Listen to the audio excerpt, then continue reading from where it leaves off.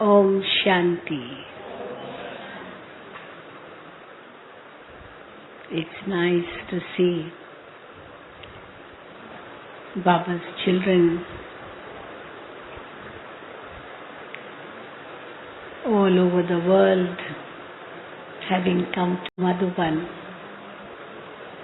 to meet Bap Dada, to meet the family,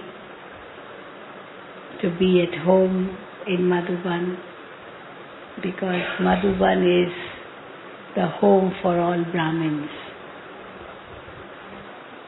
Madhuban is the real pilgrimage place for all Brahmins. And the routine which we follow in Madhuban does empower the soul very much. Even according to the biological clock, this routine is the best. Waking up at Amrit Vela is one of the greatest step to empowerment of the soul and the body. Sleeping by 10 o'clock and waking up before 4, so getting 5 to 6 hours of sleep at night is the best way for empowerment for body and soul. In the world today, everything is happening topsy-turvy. There's a song in Hindi, very interesting song, which is of the youth of today, sleeping during the day and staying awake at night. Sleeping during the day and eating and drinking at night is a song. So this is the way of Kali Yuga. So they sleep late and wake up late. And there's also a very beautiful saying in the scriptures that when bhogis who are indulging in vices, when they go to sleep, at that time yogis wake up. For bhogis time to sleep and for yogis time to wake up. Bhogis go to sleep by 4 o'clock, 4 a.m. And yogis, what they do? 3 o'clock they go to sleep, bhogis. But yogis, we wake up at 3 o'clock. So what a difference. Many people question us, why do you all have to wake up so early? We say that is the time when God is free for us. God is free for us. Usually during the daytime, the telephone is always engaged. But early hours of the morning, telephone is free. So for Baba also it is free. And that's the time for Brahmins to wake up and connect with Baba. So when bhogis are awake, the atmosphere is very contaminated, polluted, impure. And when they go to sleep, the atmosphere changes. And that becomes a pure atmosphere for yogis to wake up and meditate. Easier to meditate early in the morning than later on during the day. So this is the best way to empower the soul and the body. Even for the biological clock of the body. Sleep early and wake up early. There's also a saying for that. Early to bed, early to rise, makes a man healthy, wealthy and wise. This saying is so beautiful. Because in this way we keep ourselves healthy, we keep ourselves wealthy, we wake up early and then we can work hard and we are wise too, because that's the time to really get wisdom.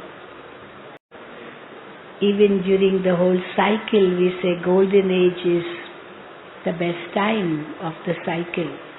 That's the early morning hours. Before that is Sangam Yuga, so Sangam Yuga is even better. But then golden age as well. And therefore, this is our first principle which Brahmins follow. Even in golden age, the deities follow this principle. They all wake up early, no? What she wants? What sister wants? Okay? Can't hear? Can't hear? Okay. Sit near the speaker. Yeah. There, speakers are on top. Yeah. Okay? Now okay? Yeah. But then Baba tells the difference that when Brahmins wake up and when deities wake up. Brahmins wake up with Baba waking up the children, God Himself waking up the children. The first thing when we wake up, we are awake. What is the first thing we do? Good morning, Baba. Yes, that's the first thing we do. We remember Baba. And how do deities wake up? They don't know Baba. They don't know Baba. So how they wake up? They wake up with the chirping of the birds. They wake up with the sounds of the different animals, the beautiful music of the birds and animals. So we say there the birds and animals and the breeze, the cool breeze and the leaves moving, the sound made by nature, that wakes them up. That is their alarm clock. We have an alarm clock. But Brahmins, there are some Brahmins who say, we don't wake up with the help of alarm clock. Baba wakes us up. Who keep alarm clock for waking up? You don't wake up without the alarm clock? Only after the alarm clock rings you'll wake up? Huh? Before that, okay. Huh? Okay. Yeah. So Tamil, you got Tamil translation? Tamil, who need Tamil translation? Then Chinese translation? Chinese no need? Vietnamese translation, okay? The Chinese were standing down, no? No, okay. Vietnamese? Only Tamil and Vietnamese. And third? Portuguese. You got? Okay, everything okay? Good? All got translation? Thank you. Okay. So this is the best system which Baba has given to all the Brahmins. And we call this all as Brahmin culture. No more European culture, no more English culture, no more American culture, no more any country's culture. But what is our culture? Brahmin culture.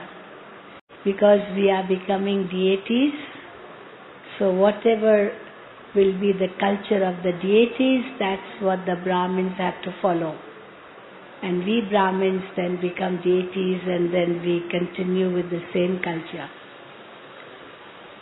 Then secondly, what is other part of our culture which empowers us? It is the food. See the food which people eat in the world. So impure food. Not only it is tamoguni, tamopradhan, very impure, but also cooked. The way it is cooked, with impure vibrations, lust, anger, greed, attachment, ego, jealousy, hatred, whatnot. All these vibrations, they enter the food. And in that way the food is cooked. We say there's a difference between the food we eat at home, the food we eat from a temple, from the temple we get offerings, and the food we eat in a hotel. When you eat food in a hotel, in a restaurant, those people who cook, what is their thinking? What is their thinking? What vibrations they put in the food? That we are only workers here, we are earning for our livelihood. So maybe they are thinking about money, all the time. At home it is little better, because there the mother cooks, the wife cooks, or daughter, sister, whoever cooks. What vibrations she will put in the food? It is for my loved one. The mother cooks for the child. First thought which will come in her mind is what my child likes. So I cook for my child. This vegetable or this cereal or whatever, will not be liked by my child. So I will not cook that. I will cook only what my child likes. So there the vibrations are thinking of human beings. In the hotel, in the restaurant, the vibrations are money. They're going to earn for their livelihood. Now, mother does not think of cooking for the sake of earning livelihood, but she has love for her family. And with that love she cooks, but again it is loving human beings. And then in a temple, also you get offerings, So in a temple, those who cook, they are supposed to remember their God, their personal God for whomever they are cooking, for whomever they are going to give offering. So they cook for that one. And then it is offered to the gods, and then it is eaten by the devotees. So we say it is much better than food cooked at home. And food cooked at home is much better than food cooked in the restaurant. But what about food when you are cooking yourself in Baba's remembrance and with that love for Baba? You know who God is. You know how this becomes like Brahma Bhojan. And you cook with those pure vibrations of purity, and then you eat. So how purified the mind becomes. Again Baba says, you are greater than the deities. How? Because there's a saying in Bhakti, that even the deities are always wishing to eat Brahma Bhojan. They always wish to eat Brahma Bhojan, because there they will get deity Bhojan. The deity cooks will cook for them. Maybe that will also be cooked with love for the masters. They won't have love for God anyway. They don't know God. But again it will be cooked in remembrance of deities. It is better than cooking in remembrance of human beings. So their deities are much better. But again they don't know God. And therefore that food will not be Brahma Bhojan. And that's why the saying that deities are always hungry to eat Brahma Bhojan. Then Baba sometimes says deities and Brahmins meet in the subtle regions, and the deities are wanting to eat Brahma Bhojan, which has come from Sangam Yuga in the subtle regions to offer to the deities. So the Brahmins and deities meet in subtle regions. Baba mentions this sometimes in the Murli. So it's all visions, through visions. But again, food which we eat and first of all cook in Baba's remembrance becomes such pure food. Each grain of that food gives so much power to the body and the soul. And then, a little ahead we go, then the company. You say you are known by the company you keep. And who's our greatest companion? Who's our greatest companion? God Himself. Baba says that you make me your constant companion. Remember me in every relationship. So every relationship means constantly, all the time. Because you're always with some or the other relation. Sometimes you're with your mother, you're with your father or your brother or sister, husband or wife or son, mother-in-law, father-in-law, whatever, whoever your relationship is with, whatever it is. So if you may give that thought that my all relationships are with Baba, so Baba becomes like multifold relationships and you are never alone. So when you are in the company of the highest on high, then you don't need any other company. And that company of the highest on high colors, which means it empowers the soul. It empowers our thoughts, our feelings, our vision, our relationships. It empowers everything. And this is what we experience at the Confluence Age. And when we say all relationships with Baba, it means our bodily relationships are also improved. It's not that we discard them. It's not that we just don't accept them. We accept them. For example, you won't tell your wife that you are not my wife. You won't tell the world she's not my wife. Of course she's your wife. He's your husband.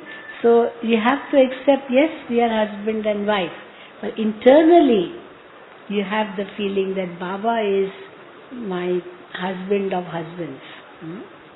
I remember one instance when one sister came in front of Baba and she told Baba, Baba, please unlock the lock of my husband's intellect. Baba, please unlock the lock of my husband's intellect. And Baba smiled at her, and he said, well, you are in front of the husband of husbands. So remember the husband of husbands and your husband's intellect, the lock of your husband's intellect will be opened. This is what Baba told her. So she was remembering her husband at that time when she's in front of the husband of husbands. Anyway, but Baba very sweetly told her the remedy. Remember the husband of husbands and your husband's intellect's lock will be opened. So, but wherein you are in front of Baba and you should be remembering Baba, no? There was one soul who came in front of Baba and started complaining to Baba, Baba, I can't do meditation. I can't meditate. I can't meditate. Baba, I can't remember you. That was simpler for him. I can't remember you. Just imagine telling somebody, I can't remember you. It's a big insult, is it not? Supposing I tell you, I can't remember you. But that person said it. Baba, I can't meditate. So which means, I can't remember you. Meditation is remembering Baba. So what Baba did, he smiled at the child and gave him a very powerful drishti, very powerful drishti. It was so powerful that soul really melted. And he felt so much power as he took drishti from Baba. And then Baba asked him, could you meditate now? Could you remember Baba now? He said, yes, Baba. Oh, very good meditation. I could remember you very well. And then Baba asked him, how could you remember me now so well, Baba, so well? Why can't you remember otherwise? You know what he said? Baba, because you were right in front of me. You were right in front of me, then therefore I could remember you very well. So Baba's cave told him, well, you always think that Baba is in front of you. If you always think that Baba is in front of you, then now Baba was in front of you and you could meditate very well. But if you think that Baba is always in front of me, then what will happen? Then there's no question of saying I can't meditate because Baba is always in front of you. You don't have to really do some penance in order to remember Baba. So that's so simple. And therefore we say that we are constant yogis. Today Baba said you are karma yogis. So what's the meaning of karma yoga? People in the world also say they are karma yogis. But they have a different meaning to karma yoga. They think yoga with the karma. Whatever I am doing, I am in yoga with that. I am concentrating only on that. I remember there was a warden, working in a hospital as a head nurse. And she was a spinster, not married. Quite aged, but she never got married. So I just questioned her, very casually. I said, why didn't you get married? She said, I'm married to my profession. I am married to my profession. And I am a karma yogi. I believe in karma. Marriage is not in my aim. For me, work is worship. And therefore, I worship my work. And I am married to my profession. Then I said, do you sometimes become unhappy? She said, yes. Do you sometimes feel miserable also? She said, yes. Of course, yes, for all the negativity. Then I said, well, if you are so much attached to this karma, but then that karma is sometimes giving you so much sorrow, then in what way is it helping you? She said, but I'm workaholic. What do you call it? Work alcoholic. So, so I am like it. I'm intoxicated when I'm just working. But I said, no, this is not real karma yoga. Karma yoga means doing karma with your hands and remembrance of God. Yoga with God. And when we have yoga with God, while performing actions with our hands, what are we thinking? That we are just instruments in the hands of God. God is working through us. Karan Karavanhar. He is getting it done through us. We become the Karanhar and He is the Karavanhar. He is getting it done through us and we are only instruments. So even if we are working with that consciousness that I am in remembrance of God and that God is working through me. And then after the work is complete, I hand over the fruit or the result to God to decide whether to make it successful or not. I don't think of it. And this is what Baba said in today's Murli, that you are true karma yogis. If you perform action in Baba's remembrance, then you won't commit any sinful actions. Because sinful actions are committed only when you are not in God's remembrance. Because the ego comes, I am doing it. So when one thinks I am a karma yogi, I am married to my profession, or I am a work alcoholic, or work is worship for me, then this can cause ego. This can also cause jealousy. This can also cause greed. All the vices will come. And that urge for success, for name, for fame, for some prestige, for some praise will definitely come because you work so hard.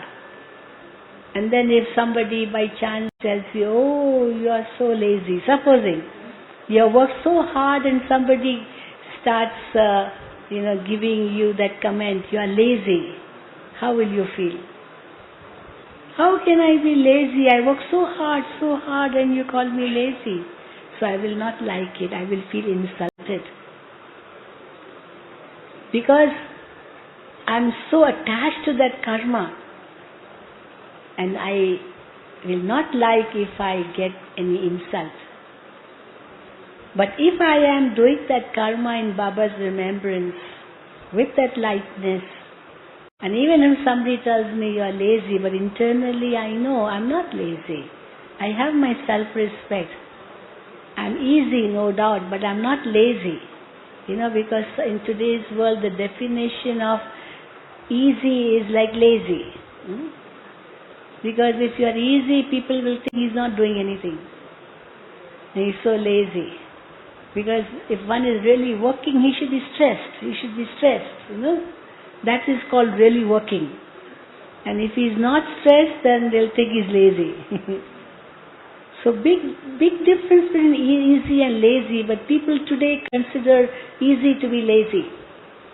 We always say a good manager is the one who manages very well without being stressed.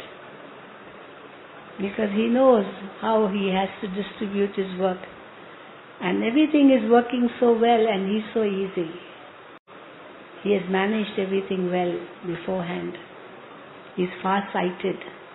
And everyone is working under his guidance. So everything is going on well. And he's very light and easy.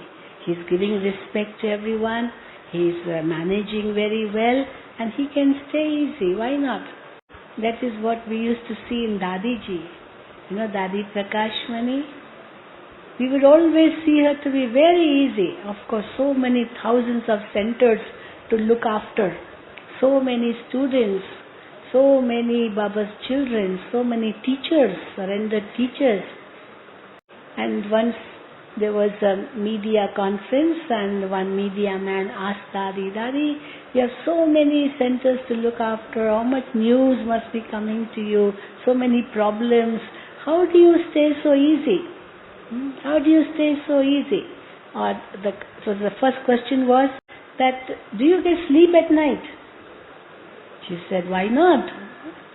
Because people think, 2-3 shops to look after, like somebody has 2-3 companies or 2-3 factories or 2-3 children to look after them. They think it's a headache, Even one child to look after sometimes seems to be a big headache. Even one child can't be looked after well. Leave aside 3-4 or leave aside 3-4 companies or 3-4 shops or 3-4 whatever people working under them. They become stressed. So when they asked Dadi, how do you remain so easy then? She said, I am only an instrument of God. Very beautifully she replied. I am only an instrument of God. God is working and He knows best. So I trust everyone. A very beautiful word she said. I trust everyone. Everyone I trust.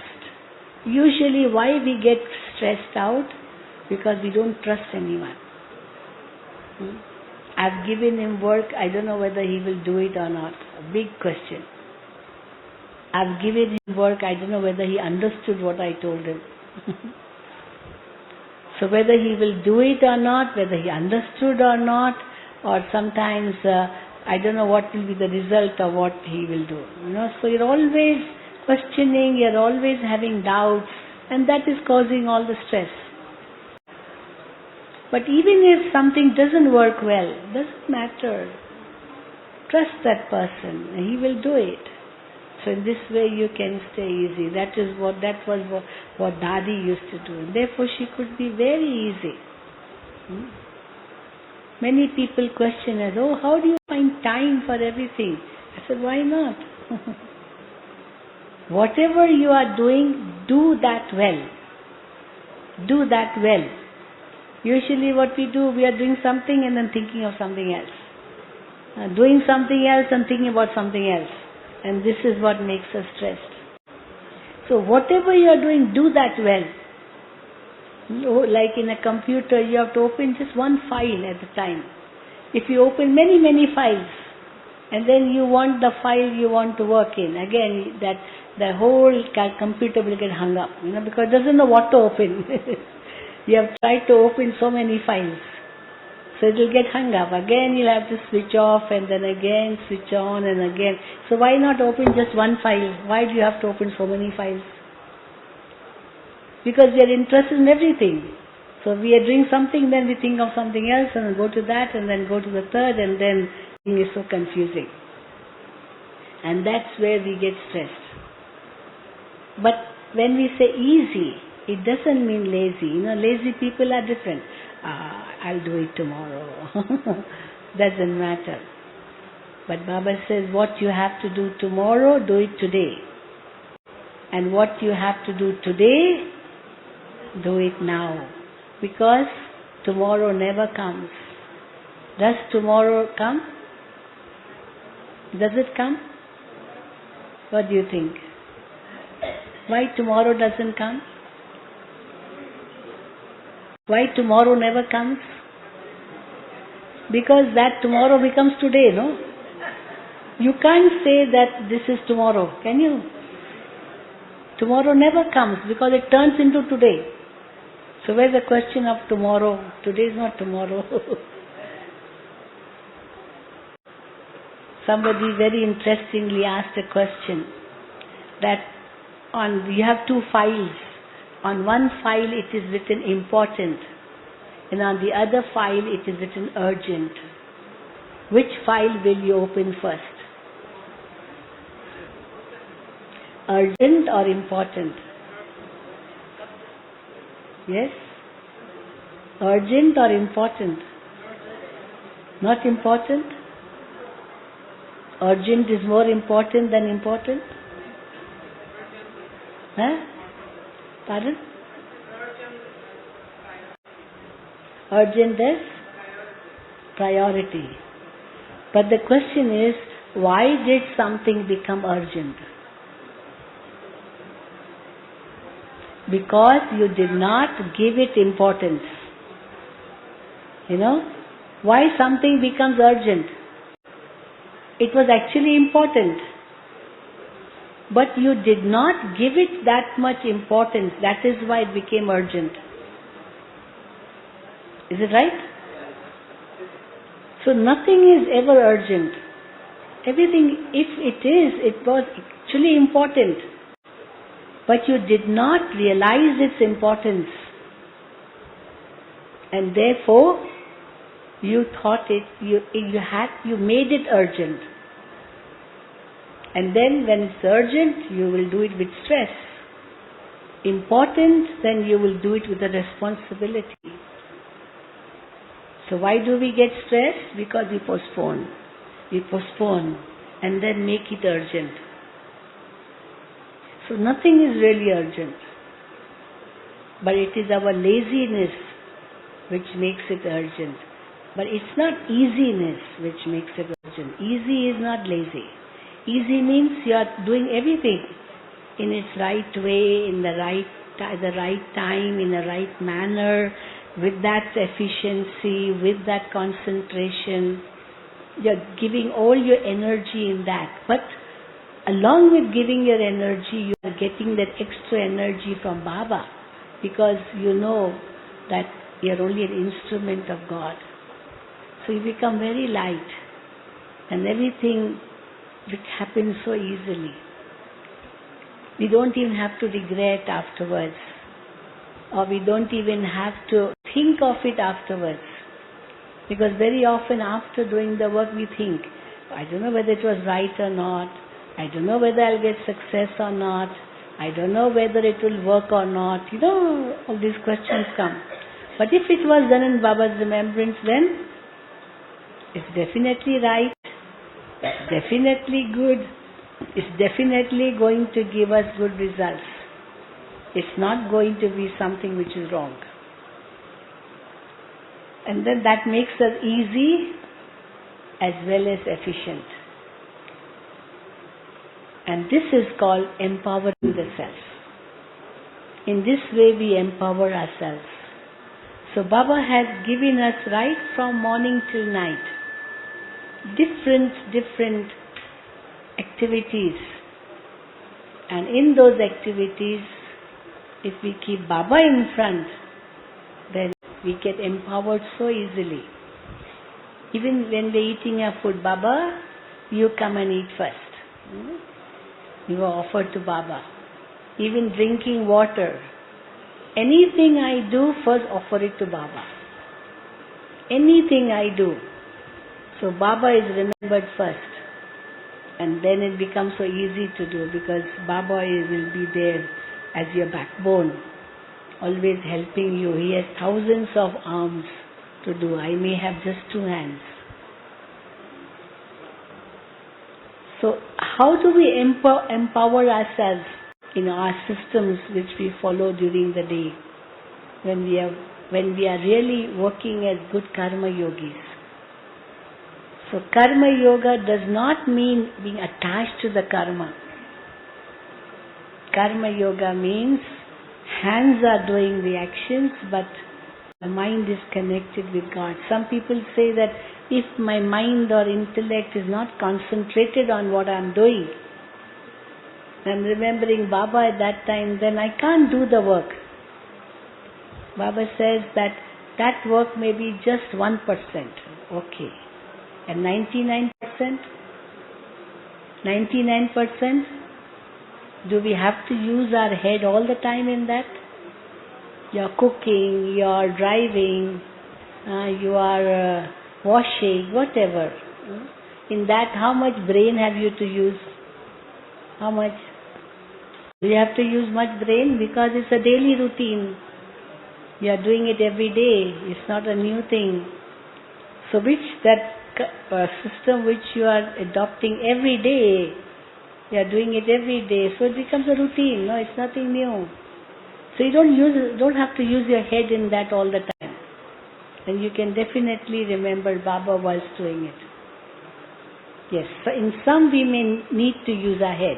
We are calculating, because even if one figure is missed out, one number is missed out, it can become a very big mistake, where you have hundreds of thousands of numbers and you have to calculate. It has to be very, very accurate. You can't be sort of lenient in that. You cannot just not take it hard. You have to work hard on it. So it's okay. You may have some reasons for using your head in that. But then how much do you need to really use your head for? Not much. Okay, 1 hour a day, but what about the rest of the day? Half an hour a day, what about the rest of the day? You're walking, you're jogging, you're exercising. How much head have you to use in that? No, you don't have to. And therefore Baba says, use that time for me. Baba doesn't take all our time. He's in the form, even the Murli, Baba says, I don't tell you to study whole day. How much you need to study? How much time? How much time you have to study? Only 1 hour. In those schools and colleges, universities, they study so many hours. And then so much time after that they have to have homework, what not. Here Baba says, just do one hour. 1 hour, that's all, study. But yes, what's happening? But yes, whole day, definitely the churning is there. And in that churning, what are we doing? We are actually empowering ourselves. Doing anything but also empowering ourselves. Otherwise, how much time and energy is wasted in waste thoughts? In waste thoughts. And Sangam Yoga is so precious. So precious. It is the most precious time in the whole Kalpa. Even in Golden Age, time will not be that much precious because we're only enjoying there. Just singing, dancing, eating, playing, that's all we are doing. But confluence age is the most precious time for us. And when we understand the importance of this period, when we know the self, when we know God, when we know what time we are passing through, we know what we have to do and what we don't have to do, when the whole enlightenment is there, so then life becomes so precious. And also when Baba says, what you do now, you accumulate for 21 births, our life becomes even much more precious. Is music going up? So in this way we make our life precious because we follow all the systems, the principles which Baba has given. Sometimes things are a little bit difficult, but then just leave it to Baba. Don't think that you have to crack your head over it. No need. If you leave it to Baba, I can assure you, you will get an intuition. You will get an instant touching. And that instant touching will work instead of wasting your time in thinking, discussing, thinking too much time, or arguing, and wasting your time. You must have heard of a very beautiful example of Archimedes.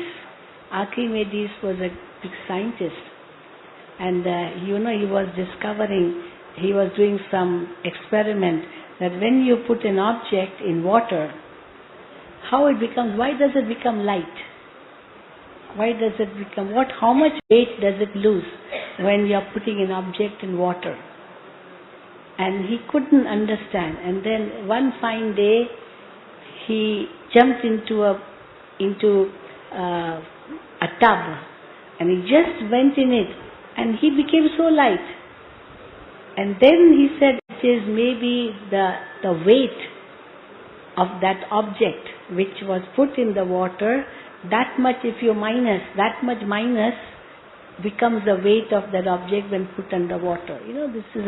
This is a theory in Archimedes' principle, if you have learned science. So he realized, but all the time he was experimenting, it was not working, so he just gave it up. And one day, without even thinking, when he jumped into it was a swimming pool or a tub, whatever, but he felt that he became light. And his weight also became so light. So what made it light? His own weight, that much was reduced. Something like that, I don't remember the exact words. But then, yeah, that much, the amount of water displaced. So that much lightness comes in that object. So this was a very beautiful theory now how did it come? He had been thinking for hours and hours and hours and hours and days, but could not get it. And all of a sudden, one day, and the very beautiful word, Eureka, Eureka, Eureka. I found it. He was having a bath. He had removed all his clothes. He forgot that he had no clothes on. And he came out naked because he got the answer. So how did he get the answer? He gave up. He said, okay, one day the answer will come. And all of a sudden the answer came. It was like an intuition. So Baba also said, if there's too much to crack your head over it, just leave it. Just surrender it to Baba. Baba, you take care. And one day it will come as an intuition to you. So you don't have to waste your time over it. I have had many experiences of this time. Many problems, this problem, that, okay, Baba, you take care. That's why Baba says, use me. How many times Baba says, use me?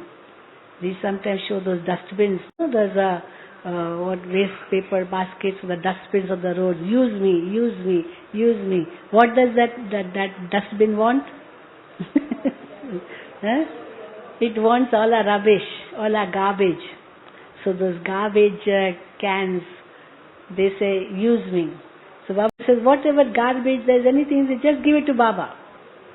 Use Baba. Many people think, why should I use Baba for that? Baba is so holy, so pure. I should only have very pure things for Baba. Why all this rubbish for Baba? But Baba is saying, use me. So use me means anything which is troubling you, anything which is giving you a problem, anything which is making you burdened, give that burden to Baba. Baba, you take care.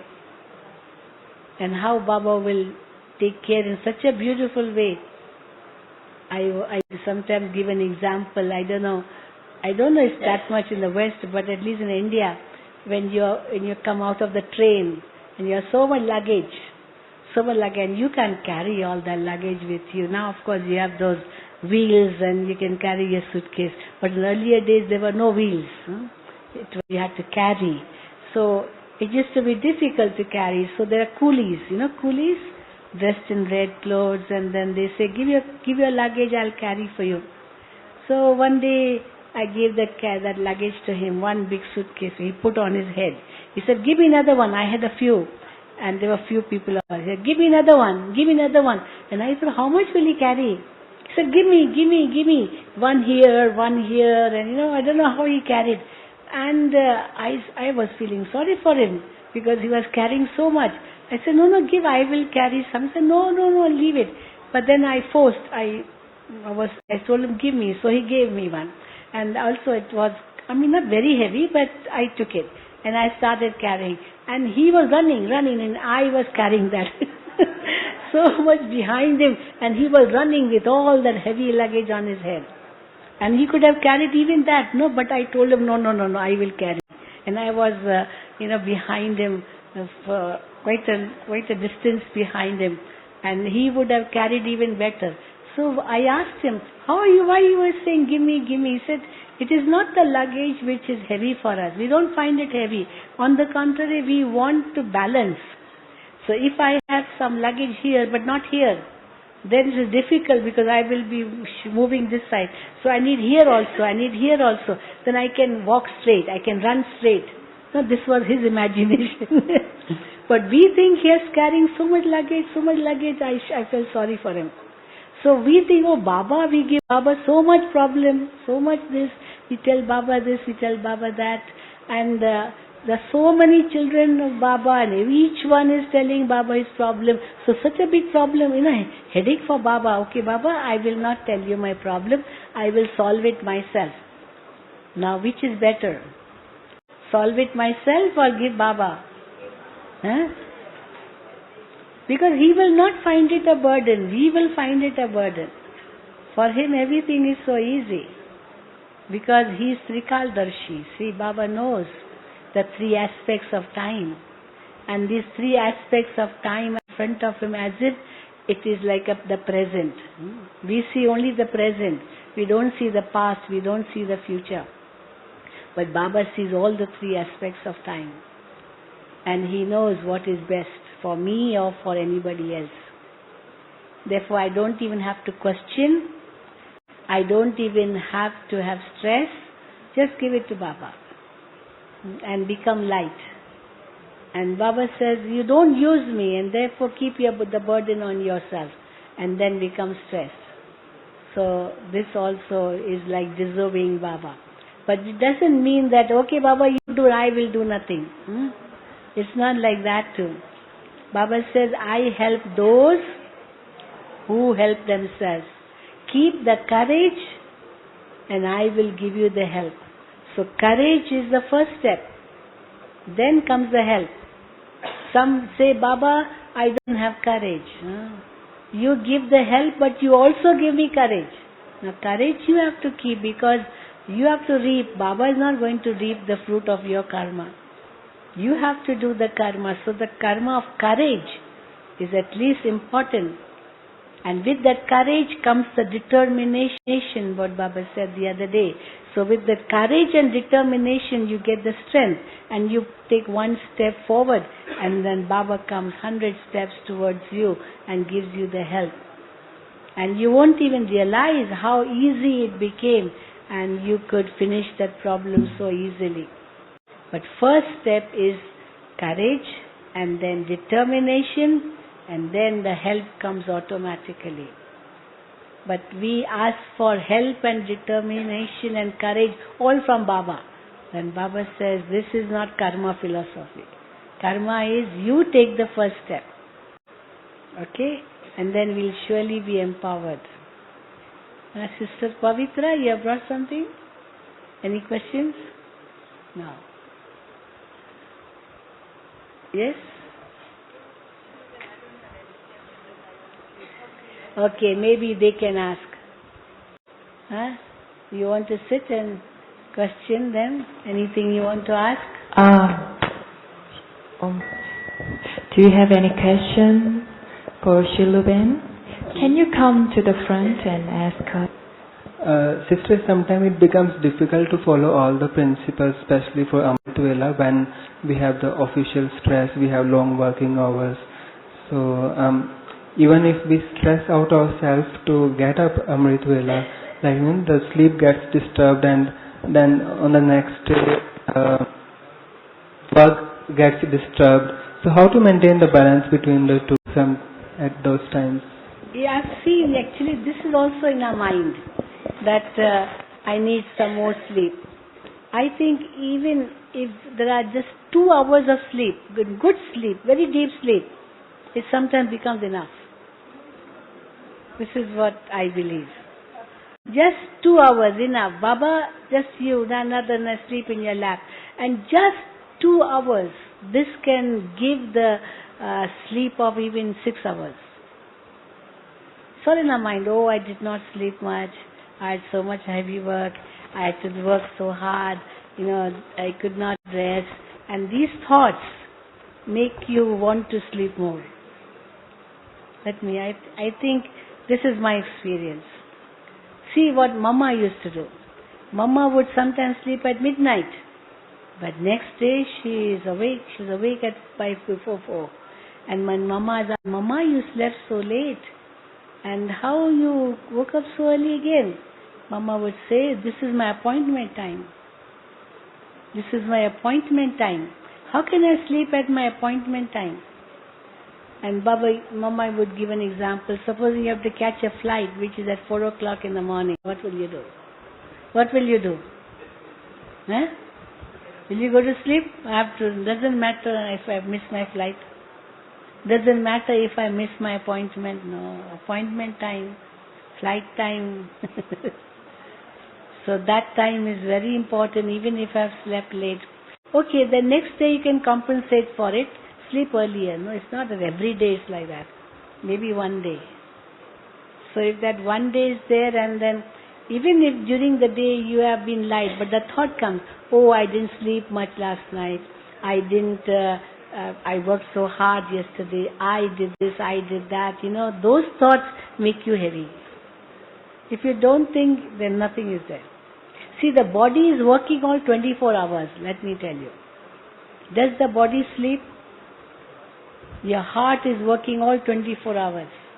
Your lungs are working all 24 hours.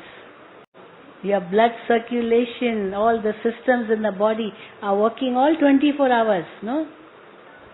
Do they sleep? What if the heart says, I want to sleep for 1 hour? Or the stomach says, I will not digest, I want to sleep for 1 hour. No. It's doing the work all 24 hours. We sometimes think we have to give rest to the stomach. Okay. But what about the heart and the lungs? They are working all 24 hours. They don't need rest. Then who needs rest? Who needs rest? The soul needs rest. Soul is eternal. It never dies. So who needs rest? Huh? It's all in the mind. Yes, definitely it's all in the mind. But sometimes, yes, the body is not well, but again the thought makes it worse. I'm not well today. I'm not well today. I'm not well today. The amount of times you say I'm not well today, it makes you worse. Once Dadi Gulzar gave a very good example. She said, one child said, I've got a stomach ache, I've got a stomach ache. And actually he didn't have a stomach ache, but he didn't want to go to school. So an excuse, I have a stomach ache. Okay, the mother gave him medicine. The next day he said, I have a headache. And then now, what thermometer to keep that I have a headache and something the mother can do. So giving excuses all the time. And one fine day when he did really have a headache or a stomach ache, mother didn't want to believe. You are giving only excuses. And it's true, if you say, I have a headache, and you really don't have a headache. But even by saying that, I have a headache, you will get a headache. Because the mind was working in that headache, and the headache comes. So we are invoking it. We are invoking, I'm tired. That tiredness is invoked, and definitely you become tired. But just fix a good timetable. Then I don't think anything is a problem. Okay? And you'll even forget that you didn't have sleep much last night. You'll even forget. It's not going to harm you anyway. Okay? Thank you, Shiluben. Any other question? I do have two questions. Please put the mic. Yeah, the first one is that in day-to-day life, we normally say, I do have a choice, and then we say, I don't have a choice. How does that... You always have a choice, but you don't know what the other choice is. That's why you think you don't have a choice. You always have a choice. You always have a choice. Always have a choice. But you don't... For everything. But you don't know it, and therefore you think there's no choice. So you don't know the way out. I see. So that's the art. That is the art. How to find out what is the other choice. So not knowing... That's what we say. What is Raj Yoga? It is the art of living, no? Mm-hmm. How to live. How to live. So how to think, how to speak, how to do. So everything is an art. There's always, an art means you know the right way. It becomes an art. And often in the Murli, Baba says, Purusharth, which is effort, making effort. Purusharth, yeah. And then Pralabdha, which is, I understood it is the fruit. And then Prapti, which is obviously the attainment. When we get into the Satyug. Attainment is even now. Why Satyug? Even now. That was my question. How can we feel the attainment? Attainment means the experience of purity, peace, love, happiness, joy, lightness, Baba's, all treasures. That is attainment. So that circle goes. See, of the 21 births, this birth is also attainment. So, but the attainment in a subtle way. And those attainments will be in a physical way. Here the attainments are more because we know with the knowledge of 3 aspects of time. There we won't have the knowledge. We'll just have the attainments. Jivan Mukti means liberation in life. So even now we are liberated in life. No sorrow. What's the difference between silence and peace? Actually, both, it depends what you want to keep first. You want to keep peace first or silence first? Silence can be taken even externally. When there's no sound, it is silence. When then that silence can help you to get peace. And inside when there is peace, then there is silence. So it can both be taken in that way. So the land, Paramdham is a land of silence. So it's a land of silence because there is no sound. But it is also Shanti Dham, peace world. But both go together. The Hindi word is only one, Shanti. There are no 2 words. In Hindi, it's just Shanti for silence as well as for peace. So it depends on what you take. There was once an example. One is trust and the other is faith. So what comes first, trust or faith? When you have faith, then you trust, or when you trust, you have faith.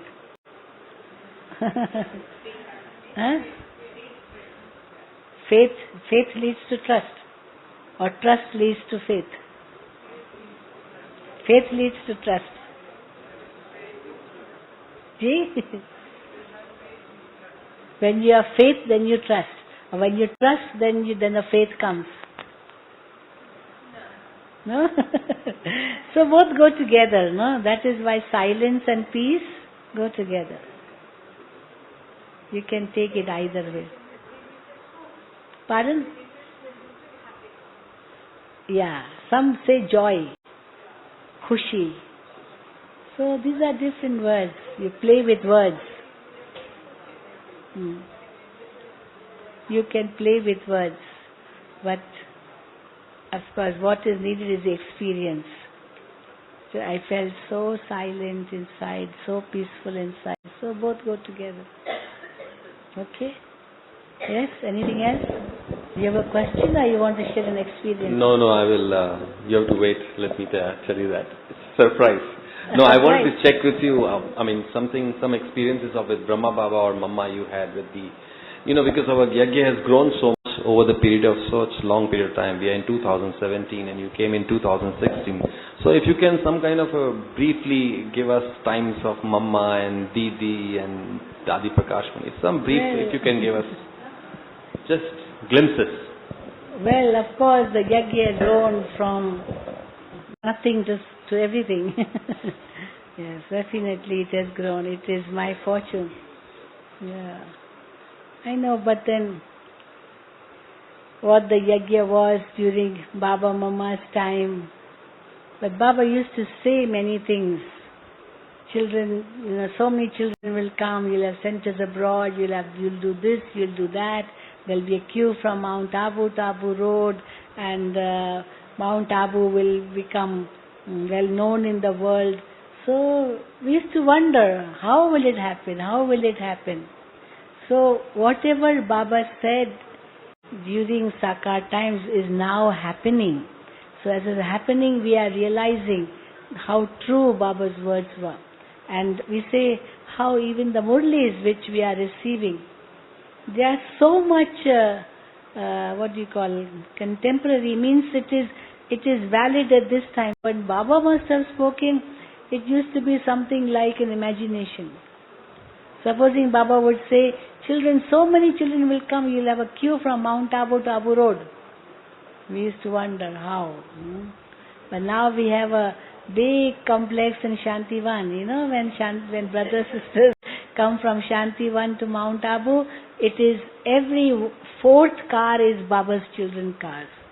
When supposing I go down to Shantivan, I notice when the cars are coming up, Baba's children, every second or third or fourth car is Baba's children coming up the mountain with Shiv Baba's flag.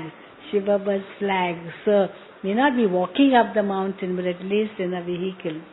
So it's true that what Baba had said, it's coming true. Baba would say that children, this knowledge will go abroad.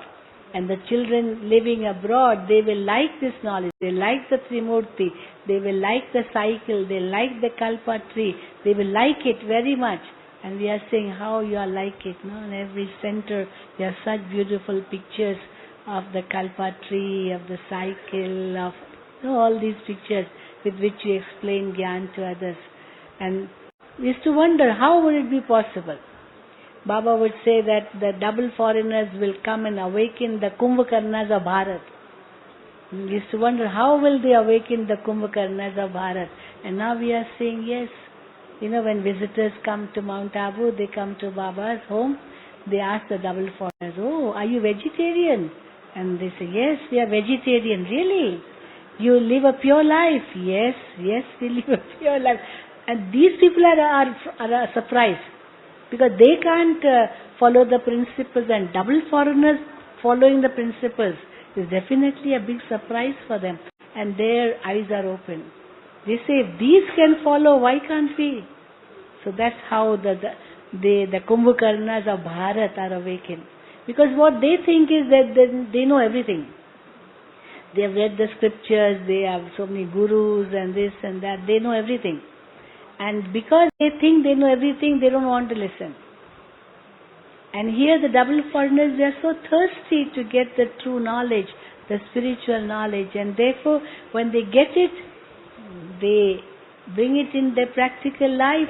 So automatically the Bharatvasis, they are surprised how they are doing everything in a practical way and we are not, because the ego is stopping them. Really. But then Baba says again that those who are to take Gyan, those who took Gyan in the last Kalpa, they will take it. So we are saying that this expansion is not something strange. Baba has already said it earlier, has said it. And now what Baba had said it is happening. Baba talks about destruction. So when Baba spoke about destruction, many would say, oh Baba, how will it be possible? How will it be possible? And now, nobody will say, how will it be possible? Today is the 10th, no? There's a big from North Korea. Today a big threaten from North Korea to America. Today is the date, no? Today. That they want to throw a hydrogen bomb on the United States. So big threat from North Korea. So much tension. And if anything happens, even one, the world war will begin. Anything can happen. And whoever is, wherever, will have to be there. Everything will come to a stop. It can happen. But Baba says they are waiting. They're all ready. But when Baba spoke these murlis, at that time it wasn't visible. And now it is. Now no questions. How will it be? How will it be? It is happening. At the beginning in 1936, there was nothing of such sort. But Baba gave visions. And on the basis of those visions of destruction, how children came running to Baba and surrendered themselves to Baba because they saw vision of destruction. And then they said, next Diwali will not come. Next Diwali will not come. And 81 Diwalis are passed. After that, 81 Diwalis. No? Now we are celebrating 83rd Diwali. No? 36 if we say, then 2018 will be 83rd. No? So 82nd, 83rd Diwali. But at that time, if Baba would not have said it, then how would there have the sisters have surrendered themselves? They wouldn't. And we wouldn't have such a big yagya today. So whatever Baba said, today everything is taking a practical shape. We are seeing it. So this is giving us a great joy. It's not surprising for us. It is a great joy that whatever Baba has said is happening practically. So this is giving us joy. Huh? Okay, Rajesh Bhai? This is in brief.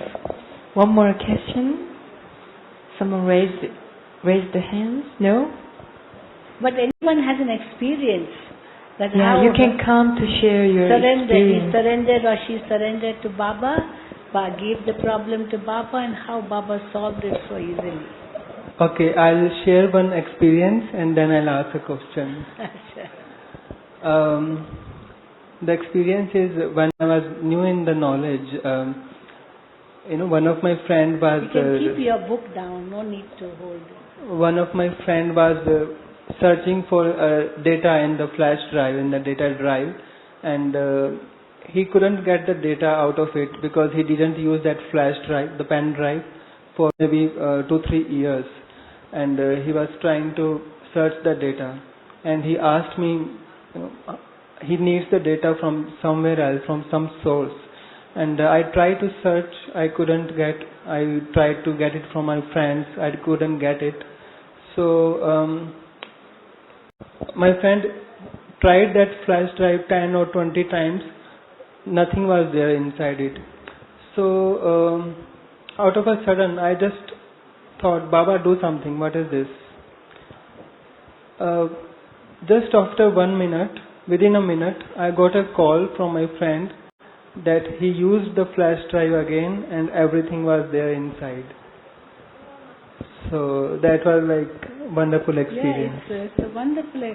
Baba is now you have to do, you have to look after Baba, you have to take care. And immediately how the work is done. Just you give to Baba and Baba does it. It's wonderful. I'm sure many of you must be getting such experiences.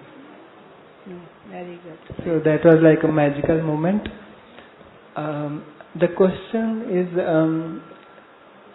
we experience Baba's love every day, every time, most of the time when we are in yoga. But when we come for Milan, the meeting, sometimes it happens that we can't connect.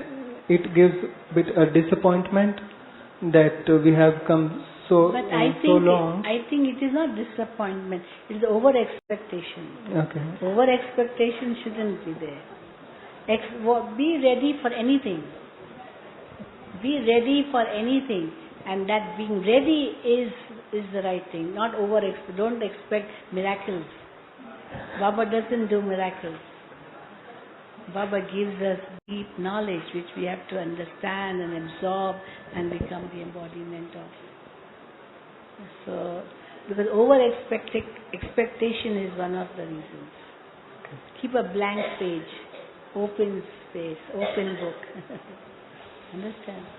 And the experience that we can get here cannot be had anywhere else. That you should take.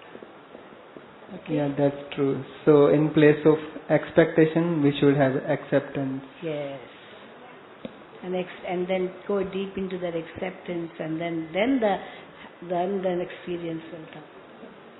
Expectation are like, trying to fly in the air without any base. Understand?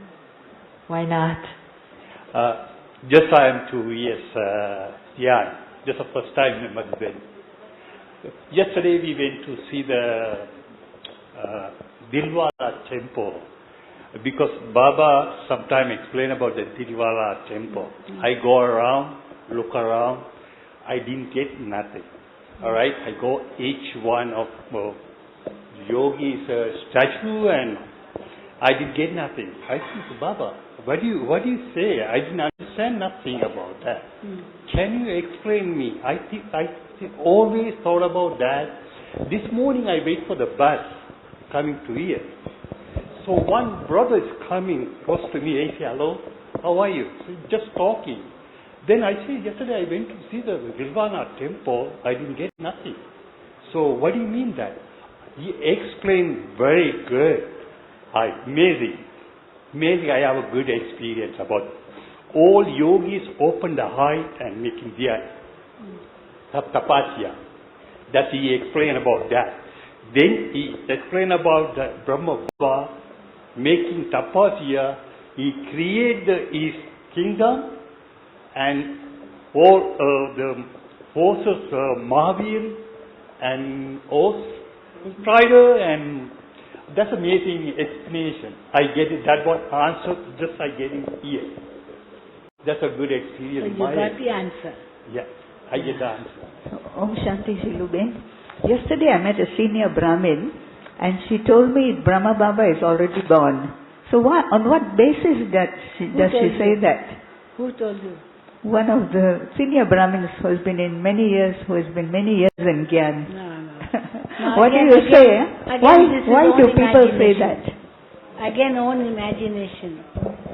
Until there's a message, there is some, Baba himself says, we should not take him. These are all different forms of Maya sometimes. Once somebody sent a message, I don't know, that Baba has come in me and then telling this, that now Baba will work through me and not through this one, and everything will change. So all Maya. And we found out what it was. It was how that one sister, she had all made up everything. She had made up everything. And many thought, oh, how is Baba saying this, It was all made up story. It was one brother who had fabricated all that and made a sister, encouraged a sister to say like that, and then both had actually attachment with one another, and then how we found it was all Maya. All Maya. So don't be caught up in all these things. Maya tries its different ways, so we have to be very, very careful. Yeah. Unless you get some news from the headquarters, don't accept otherwise. Unless Dadiji writes, Nevabai writes, that's official. Then only accept, not otherwise. Okay? Thank you, Sister Taking birth Shilu. means the soul has to take birth of Krishna, and Krishna is not born yet. Thank you for your Dada's response. part is not over yet. And Baba says you will continue to study till the end. So we are still students, we are still studying. Okay, any other question or sharing experience? Everybody loves Shiluben's class. Don't want to go to lunch. Om Shanti. I came from Canada. I'm sharing my experience because my wife is following for 4 years. So Ranjini sister came from South India, Madras. She gave a class. Then Uma sister came and she asked me to come just to take a one-day class. I said, no, I'm not interested. I don't want to come, She said, just come one day. If you are like to take it, otherwise you don't follow up the 7 days course. So the first day of Uma sister class, I found it. The first day. I am only for one year and 6 months. That's why I'm very happy to hear all these things from Baba and all these things. I'm very happy. Yes. So now you feel that what you are really looking for, you found it. Very good, very good. Okay. Okay. Question, sharing experience, close. Finish, huh?